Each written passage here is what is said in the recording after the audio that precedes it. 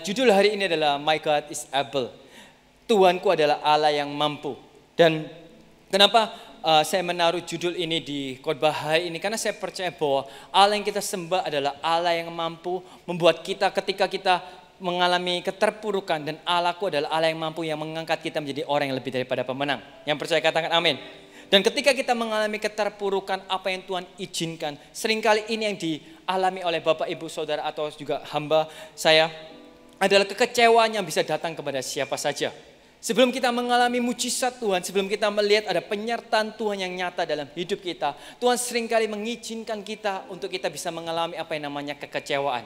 Dan kekecewaan itu tidak enak rasanya. Tidak ada siapapun di sini Bapak, Ibu, Saudara yang suka dikecewakan. Setuju dengan saya? Tidak ada sini orang pun Bapak, Ibu, Saudara yang di sini yang suka untuk, ya aku suka untuk dikecewakan. Tapi kita semuanya tahu dan belajar bahwa kekecewaan bisa datang kepada siapa saja, kapan saja. Dan kita juga bisa kecewa kepada siapa juga. Amin. Dan di tengah situasi yang seperti ini, apa sih alasan dan kenapa kok orang itu bisa kecewa? Apa sih sebab kenapa kok orang itu bisa kecewa? Rata-rata orang kecewa karena keinginan, harapan, impian, atau rencana mereka tidak terwujud. Contohnya kekecewaan yang masih kecil, tidak terwujud, tidak jadi libur bersama. Ada yang di sini tidak pernah libur bersama? Tahun lalu 2020 sudah merencanakan semua liburan, ternyata liburannya batal. Ada yang menu makanannya yang dipesan sudah habis, sudah lapar dan kemudian datang tidak ada makanan. Apalagi anak-anak yang masa pertumbuhan kok sudah lapar pulang ke rumah tapi nggak ada makanan. Atau contoh potong rambut yang tidak sesuai dengan keinginan. Kita akan merasa kecewa sekali dengan orang yang memotong rambut. Kalau kita ingin ganteng tapi justru kelihatan sebaliknya, tidak kelihatan seberapa ganteng. Atau yang kecewa yang kehilangan seseorang atau sesuatu yang berharga. Teman baik yang menjauh, kehilangan pekerjaan, atau ditolak pacar. Jadi cintanya bertepuk sebelah tangan. Atau ditikung teman baik, kita yang mendekati, kita yang menjaga, tapi mereka yang menikah. Atau gagal menyelesaikan kuliah akibat faktor finansial. Atau berharap menikah di usia 25 tahun, tapi setelah 10 tahun tak kunjung menemukan pasangan. Ironis sekali. Meskipun sudah dipromosikan ke Tokopedia, ada cashback, tapi masih belum laku. Dan itu menimbulkan banyak kekecewaan. Atau menginjak di tahun ke-10 pernikahan, belum juga dikaruniai buah hati. Atau mendambakan anak kandung, juga masih belum dapat meskipun sudah adopsi. Ingin punya rumah sebelum menikah, tapi tetap tinggal di kos atau mengontrak. Kekecewaan yang mendalam bisa juga karena sebuah kehilangan yang besar atau perubahan yang besar dalam hidup. Contoh kematian orang yang dicintai, perceraian, jatuh miskin, atau penyakit kronis. Sifatnya mendalam bahkan bisa permanen dan depresi. Dan kita bisa kecewa dengan siapa saja. Kita bisa kecewa kepada keluarga kita bisa kecewa kepada teman kita, bahkan kita bisa kecewa kepada gereja, bahkan Tuhan. Dan orang-orang di sekitar kita mempunyai potensi yang besar untuk bisa mengecewakan kita. Orang-orang yang bersama dengan kita selama kita hidup punya potensi yang besar untuk bisa mengecewakan kita. Dan di survei, ketika saya menyiapkan khotbah ini, saya lihat survei di Detik. Ada data pengidap gangguan jiwa di seluruh dunia itu makin meningkat, tidak makin menurun. Diperkirakan sekitar 300 juta orang Bapak, Ibu, Saudara mengidap depresi di seluruh dunia. Bahkan WHO memperkirakan setiap 40 detik terjadi kasus bunuh diri di seluruh dunia akibat depresi. Dan bahkan Ketua Perhimpunan Dokter Spesialis Kedokteran Jiwa Indonesia mengatakan, untuk Indonesia terdapat 15,6 juta penduduk orang yang mengalami depresi. Sangat banyak sekali. Dan 8% saja yang datang kepada konseling profesional. Sisanya mereka struggle sendiri, sisanya mereka tidak tahu mereka harus berbuat apa. Dan pertanyaan yang sering timbul ketika kita mengalami kekecewaan yang disebabkan oleh keluarga kita, mungkin teman kita, keluarga gereja, bahkan Tuhan adalah, mengapa Tuhan tidak menjawab permohonan saya? Padahal Dia adalah Allah yang sanggup melakukan segalanya. Mengapa sepertinya Tuhan tidak ingin melihat saya bahagia? Semua yang saya inginkan tak pernah terkabul. Dan juga ada pertanyaan, kenapa orang lain mendapatkan dengan mudah apa yang mereka inginkan, sementara saya harus bersusah payah, sementara saya harus bernasib seperti ini. Kelihatannya Tuhan tidak adil. Dan itu yang seringkali pertanyaan-pertanyaan yang timbul kepada siapa ketika kita kecewa. Dan pertanyaan itu ada dalam hati kita. Dan hari ini saya ingin membagikan bagaimana kita bisa menang terhadap kekecewaan di dalam hidup ini. Bagaimana kita bisa menang dari keadaan yang terpuruk. Tuhan bisa angkat kita menjadi umat yang lebih daripada pemenang. Dari keadaan yang tidak ada harapan, Tuhan bisa angkat kita menjadi orang yang penuh dengan mujizat. Dan hari ini kita mau belajar dari seorang namanya Hana. Mari kita buka di 1 Samuel pasal yang pertama. 1 Samuel pasal yang pertama ayat 1 sampai dengan 20. Judul perikopnya adalah lahirnya Samuel. Yang sudah ketemu katakan amin. Di depan ada. Ada seorang laki-laki dari Ramataim, Sofim dari pegunungan Efraim, namanya Elkanah bin Yeroham bin Eliu bin Tohu bin Suf, seorang Efraim. Orang ini mempunyai 2 istri, yang seorang bernama Hana dan yang lain bernama Penina. Penina mempunyai anak, tetapi Hana tidak. Orang itu dari tahun ke tahun pergi meninggalkan kotanya untuk sujud menyembah dan mempersembahkan korban kepada Tuhan semesta alam di Silo. Di sana yang menjadi imam Tuhan ialah kedua anak Eli, Hofni dan Pinehas. Pada hari Elkanah mempersembahkan korban, diberikan nyalah kepada Penina istrinya dan kepada semua anaknya yang laki-laki dan perempuan masing-masing sebagian. Meskipun ia mengasihi Hana, ia memberikan kepada Hana hanya 1 bagian, sebab Tuhan telah menutup kandungannya. Tapi madunya selalu menyakiti hatinya supaya ia gusar karena Tuhan telah menutup kandungannya.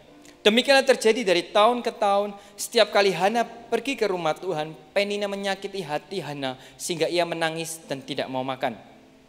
Lalu Elkanah suaminya berkata kepadanya, Hana, mengapa engkau menangis dan mengapa engkau tidak mau makan? Mengapa hatimu sedih? Bukankah aku lebih berharga bagimu daripada 10 anak laki-laki? Pada suatu kali setelah mereka habis makan dan minum di Silo, berdirilah Hana. Sedang Imam Eli duduk di kursi dekat tiang pintu bait suci Tuhan.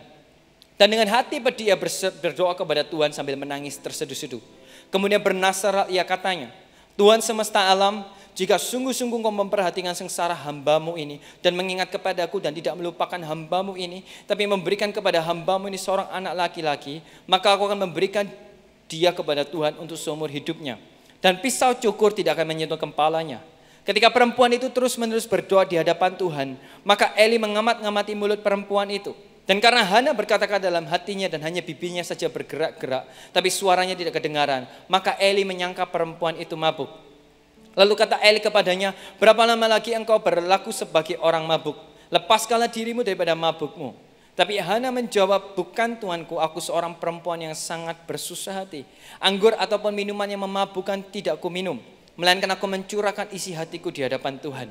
Janganlah anggap hambamu ini seorang perempuan dursila, sebab karena besarnya cemas dan sakit hati, aku berbicara demikian lama. Jawab Eli, pergilah dengan selamat dan Allah Israel akan memberikan kepadamu apa yang engkau minta daripadanya.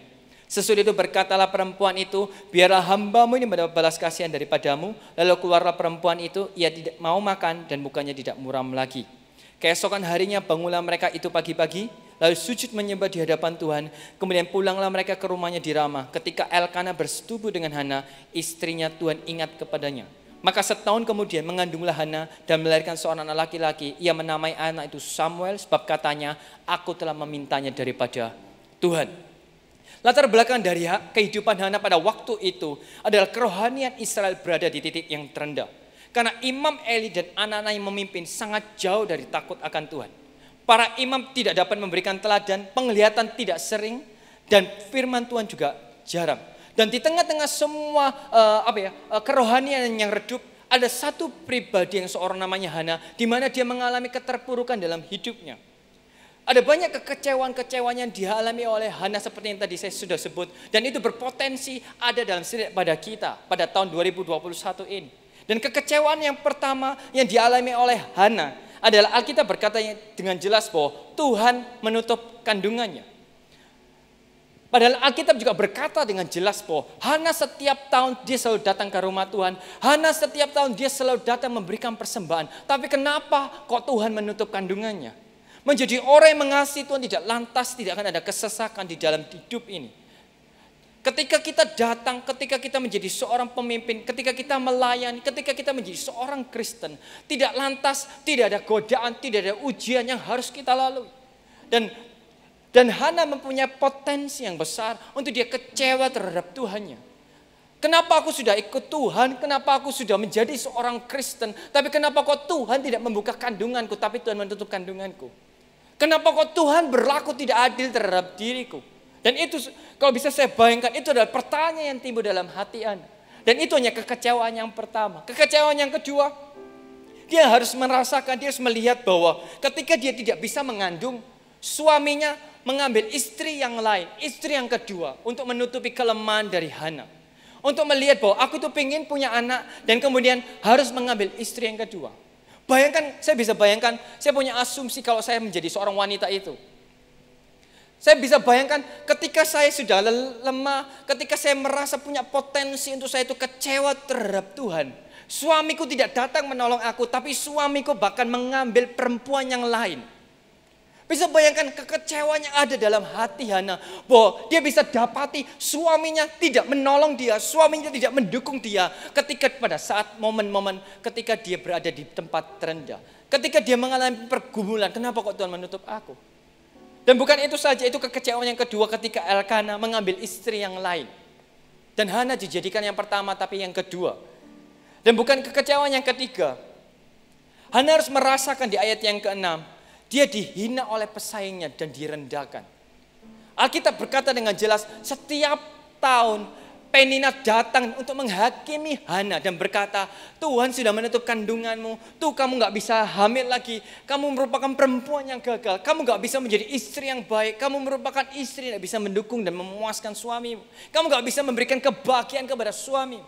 Betapa tekanan demi tekanan dialami oleh yang namanya Hana. Dan saya tahu bahwa perasaan wanita kalau dihadapkan dengan hal seperti itu pingin marah. Bahasa Surabaya itu pingin muntah. Setuju dengan saya para wanita, ibu-ibu di sini ya. Ketika dia sudah dapati suaminya diperlakukan seperti itu, terus Madu, istri yang kedua juga datang dan menghakimi orang itu, menghakimi kita karena kelemahan kita, karena Tuhan sengaja. Saya bisa bayangkan kekecewaan demi kekecewaan yang harus dialami oleh Hana. Bukan itu saja. Yang keempat, ketika dia datang kepada Tuhan, datang ke gereja, dia berdoa, dia benar-benar berdoa, dia benar-benar menangis, dia benar-benar meminta kepada Tuhan untuk memberikan pertolongan. Bahkan Alkitab sampai ngomong, dia hanya bibirnya saja yang bergerak, tapi tidak ada kata-kata. Hanya air mata, hanya dia berdoa dengan segenap hati. Kemudian datanglah Imam Eli datang dan berkata, Hana kamu mabuk. Bayangkan perasaan Bapak Ibu Saudara di sini, ketika Bapak Ibu datang dengan segala pergumulan, Bapak Ibu berdoa dengan segenap hati, kemudian ada salah satu pastor yang berkata, kamu mabuk ya? Itu sangat menyakitkan. Kamu itu nggak tambah menolong, tambah menghakimi. Kamu itu nggak tahu perasaanku tak? Kamu itu nggak tahu apa yang ada dalam hatiku. Hatiku tuh hancur. Kamu datang tidak memberikan aku kekuatan, tidak mendoakan aku, tambah kamu menghakimi aku bahwa aku adalah seorang perempuan yang mabuk. Itu kekecewaan yang dialami Hana. Bukan itu saja, yang terakhir, apa yang dialami oleh Hana adalah, saya dari baca di ayat 1 sampai 20, tidak ada satu orang pun manusia yang memberikan support kepada Hana. Tidak ada satu orang pun yang berkata kepada Hana, aku bantu kamu di dalam doa, aku bantu, aku support kamu, aku mengasihi kamu, apapun yang terjadi dalam hidupmu, aku akan selalu bersama dengan kamu. Tidak ada di ayat 1 sampai dengan 20. Hanya seorang diri. Tidak ada anggota CG yang datang. Tidak ada CGL yang melayani. Tidak ada coach yang mengerti. Dan dia harus mengalami kekecewaan itu. 5 kekecewaan itu harus dirasakan dalam satu pribadi ini, yaitu namanya Hana. Kalau bisa Bapak Ibu Saudara bisa bayangkan, susah sekali menghadapi kalau kita hidup seperti Hana. Dengan kekecewaan, dia bukan hanya kecewa terhadap Tuhan, dia kecewa kepada keluarganya, suaminya, dia kecewa kepada semua orang manusia, bahkan dia kecewa kepada gereja dan imamnya, tidak mendukung dia. Dan tapi saya suka sekali apa yang dilakukan Hana, yang membuat dia dapat melihat terobosan dalam hidupnya. Ini yang harus kita teladani dari hidup Hana. Apa yang bisa kita lakukan ketika kekecewaan itu datang atas hidup kita? Apa yang bisa kita lakukan ketika kekecewaan itu sedang ada dalam hati kita di tahun 2021 ini? Yang pertama, apa yang dilakukan oleh Hana adalah tetap berkomitmen datang ke rumah Tuhan. Artinya setia. Kesetiaan adalah pilihan kita. Kesetiaan adalah keputusan kita. Dan kesetiaan adalah di mana ketika semuanya baik kita setia, itu mudah.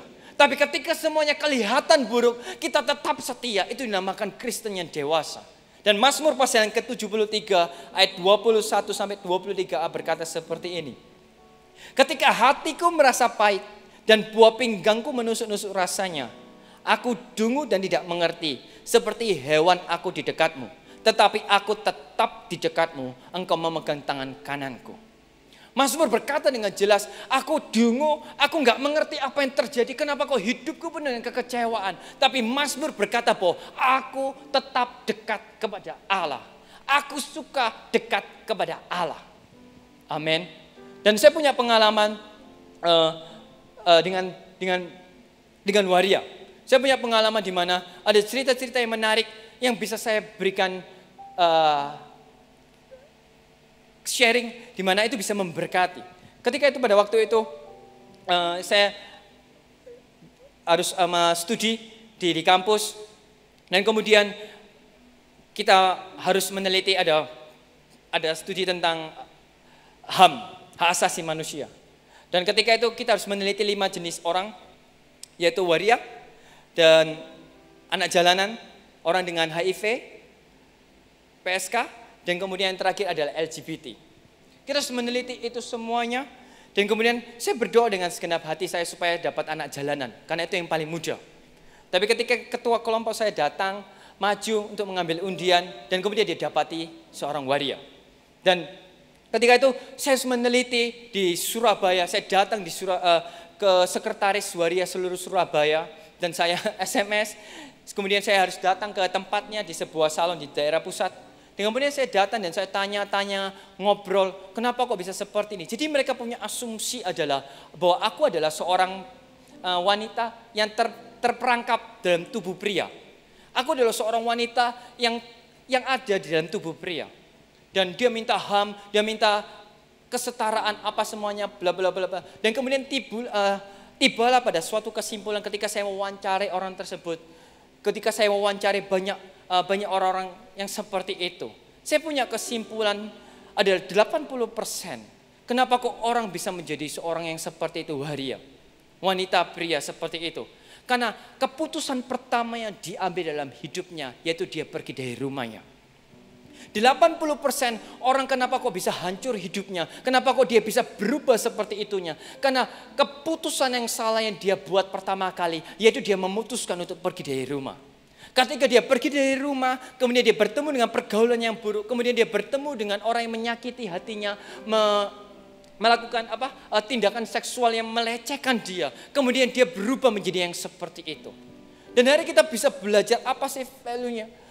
Jangan sampai ketika apapun yang terjadi, jangan sampai meskipun kita mengalami kekecewaan yang berat, bahkan kita bisa dikecewakan oleh gereja, bahkan kita bisa dikecewakan oleh pemimpin kita, bahkan kita bisa dikecewakan oleh keluarga kita. Tapi keputusan kita untuk setia bahwa apapun yang terjadi, aku tak pernah mau meninggalkan Tuhan. Dan itu yang ada dalam hatiku, itu yang ada dalam hati saya, dalam pikiran saya bahwa apapun yang terjadi, seburuk apapun hidupku, sehancur apapun hidupku, aku akan tetap berada di tempat yang benar, yaitu berada di dalam rumah Tuhan.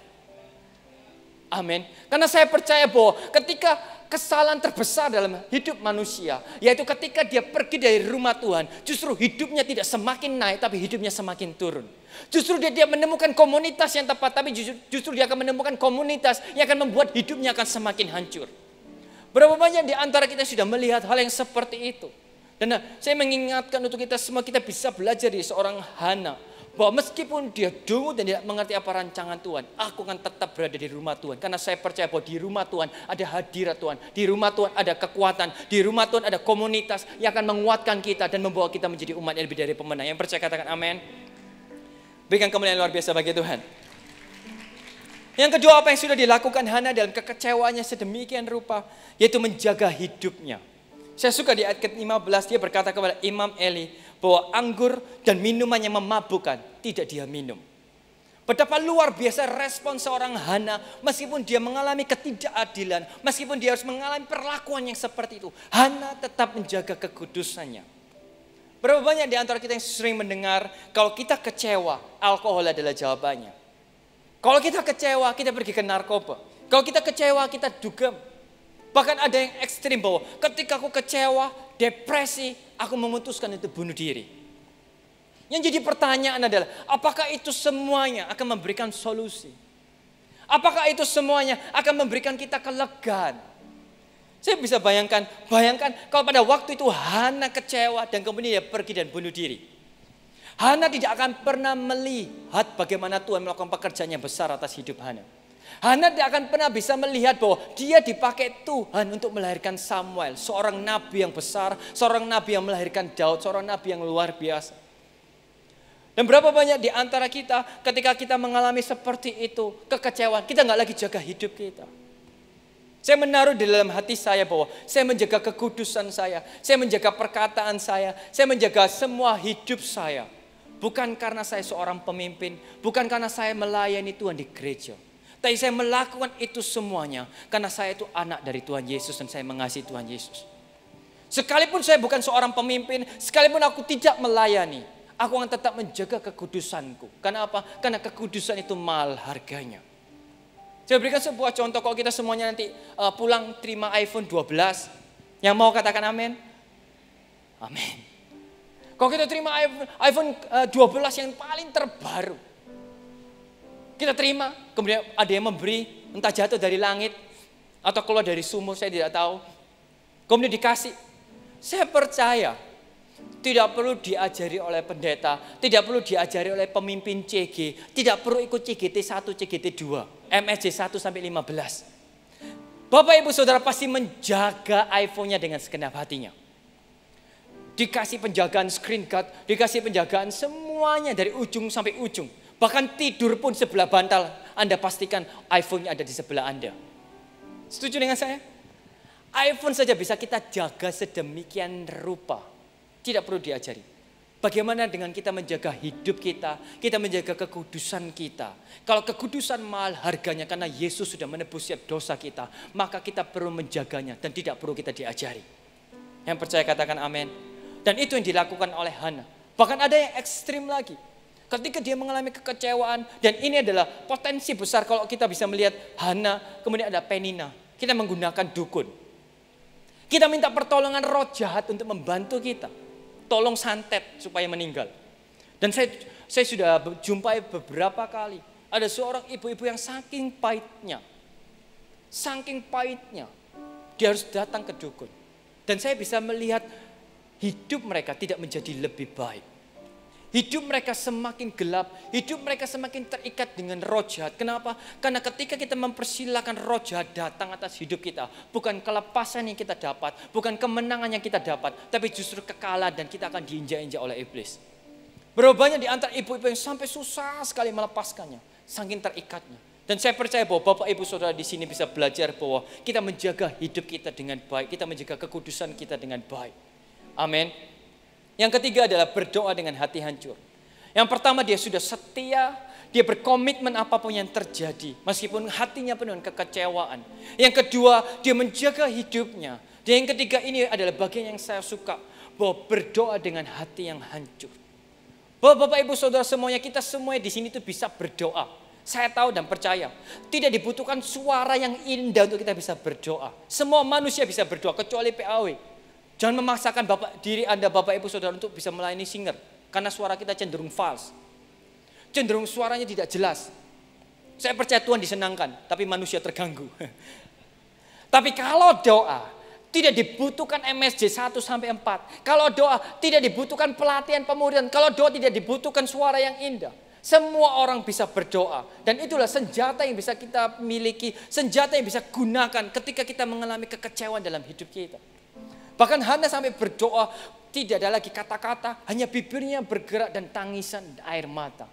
Dan saya percaya bahwa Bapak Ibu Saudara kita semua punya air mata, kita semua punya mulut, kita semua punya hati, dan itu sudah cukup untuk kita itu berdoa.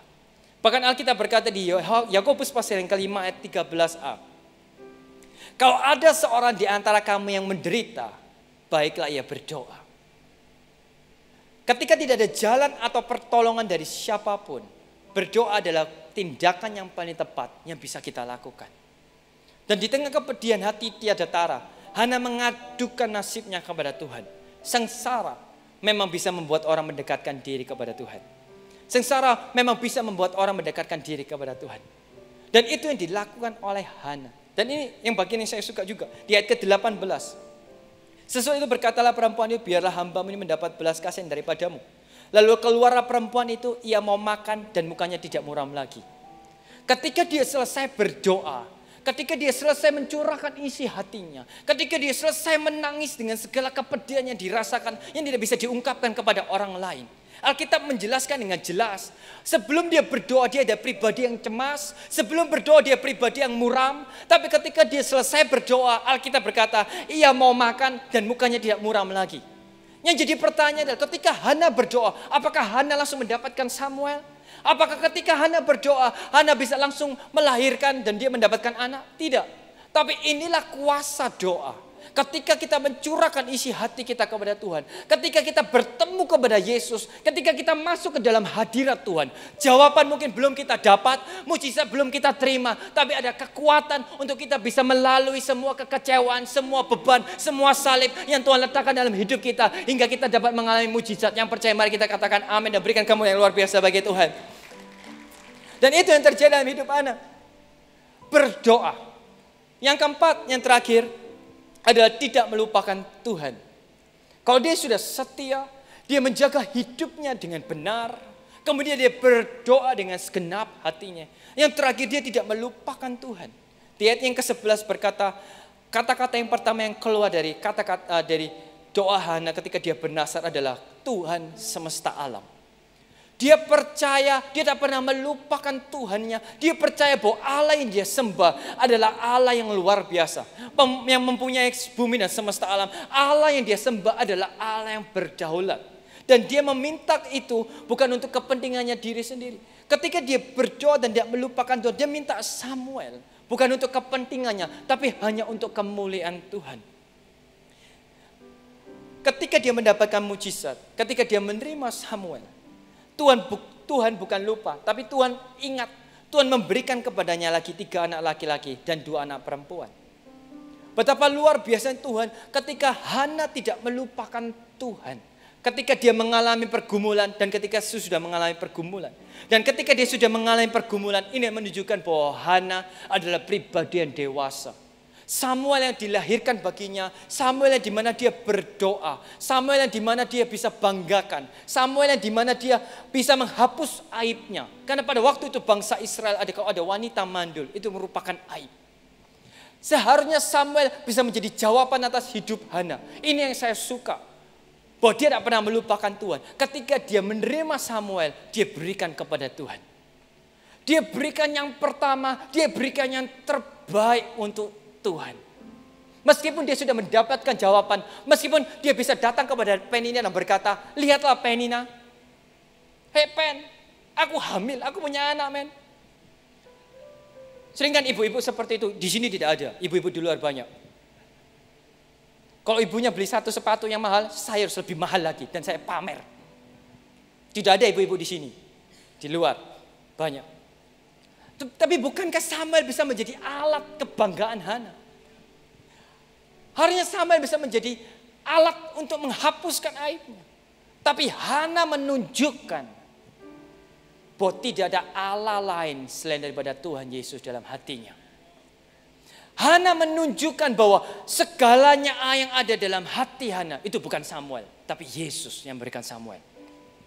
Bukankah itu adalah sikap pengorbanan yang dimana bukan hanya kita minta kepada Tuhan memberkati kita. Tapi bukankah itu persembahan korban yang sanggup memberkati hati Tuhan. Ketika Tuhan melihat Hana yang seperti itu, makanya Tuhan ingat dan memberikan 3 anak laki-laki dan 2 anak perempuan. Bukankah itu ciri-ciri Kristen yang dewasa, orang-orang yang dewasa yang ketika dia mengalami semuanya, dia memberikan kebanggaannya hanya untuk Yesus. Amin. Dan hari ini selalu ingatlah kepada Tuhan ketika ada masalah dan bebas dari masalah. Itulah seorang Kristen yang dewasa. Dan saya bisa simpulkan untuk khotbah hari ini, seharusnya kita tidak tergesa-gesa menilai bahwa Allah tidak pernah mendengarkan doa kita. Atau Allah berbuat jahat kepada setiap daripada kita dengan mendatangkan kesesakan. Seharusnya kita bisa melihat dari Hana ini bahwa akhir hidup Hana, Tuhan sedang merencanakan rancangan yang damai sejahtera, bukan rancangan kecelakaan. Dan hari ini saya ingin menguatkan Bapak Ibu Saudara bahwa dalam kekecewaan yang kita alami, mungkin orang-orang tidak mengerti, tapi Tuhan mengerti. Jangan menyerah, jangan putus asa, apalagi mundur daripada Tuhan. Tuhan mengetahui semua yang terjadi atas diri Hana. Tuhan menutup kandungan Hana dengan sebuah tujuan ilahi. Amin. Dan secara manusia kita mungkin berpikir, kenapa kok aku seperti ini? Mungkin ada dosa. Kenapa aku masih sudah hidup benar? Kenapa aku sudah ikut Tuhan, ikut melayani? Tapi kenapa kok hidupku seperti ini? Ingatlah baik-baik, bukan Anda yang salah, bukan orang tua Anda yang salah. Tapi saya percaya ada tujuan ilahi yang Tuhan ingin nyatakan atas hidup kita. Dan saya teringat ketika Tuhan Yesus ada bersama dengan murid-muridnya. Dan murid-muridnya bertanya kepada Tuhan Yesus, Tuhan, kenapa kok anak ini buta sejak dari lahirnya? Apakah salah orang tuanya? Apakah salah siapa? Saya suka dengan perkataan Tuhan Yesus. Di Yohanes pasal yang ke-9 ayat ketiga berkata seperti, jawab Yesus, bukan dia dan juga bukan juga orang tuanya. Tapi karena pekerjaan-pekerjaan Allah harus dinyatakan di dalam dia. Wow. Yesus berkata dengan jelas bahwa bukan salah siapa-siapa. Tapi mengapa itu terjadi? Karena ada pekerjaan-pekerjaan yang Allah sudah siapkan untuk kita semuanya. Bahwa Allah akan memakai kita dengan luar biasa. Yang percaya katakan amin. Dan saya percaya di Mazmur pasal 50 ayat 15 berkata seperti ini. Berserulah kepadaku pada waktu kesesakan. Aku akan meluputkan engkau dan engkau akan memuliakan aku. Dan saya akan tutup dengan sebuah sharing. Ada seorang buruh bangunan di Solo. Dia mengalami kekecewaan yang sangat mendalam. Dia dapati bahwa istrinya hamil lagi selingkuh. Dia dapati anaknya pergi meninggalkan dia. Dia dapati semua hal yang buruk terjadi atas hidupnya. Tapi saya suka responnya hampir sama dengan apa yang dialami oleh Hana ini. Dia tetap berada di rumah Tuhan. Dia tetap berada di dalam hadirat Tuhan. Dia jaga hidupnya. Dia tidak kecewa. Dia tidak pahit. Dia tidak merasa bahwa Tuhan berbuat sesuatu yang jahat. Dia menerima itu semuanya. Dia berdoa dengan air matanya. Hingga suatu saat dia bisa melihat mujizat Tuhan terjadi. Istrinya tidak kembali, tapi dia hidup bahagia. Istrinya tidak kembali, tapi dia tidak kecewa. Dan dia memaafkan semua apa yang terjadi. Saya tahu bahwa ketika berjalannya waktu, dia berdoa berjalan waktu, dia menemukan istri lagi. Dia hidup bahagia dan punya anak. Saya tahu dan percaya bahwa segala apapun yang terjadi dalam hidup kita, Tuhan merencanakan untuk mendatangkan damai sejahtera. Segala sesuatu yang terjadi dalam hidup kita, saya percaya bahwa ada tujuan-tujuan ilahi, ada pekerjaan-pekerjaan Allah yang sudah akan Tuhan siapkan, akan Tuhan nyatakan untuk kita semuanya. Amin.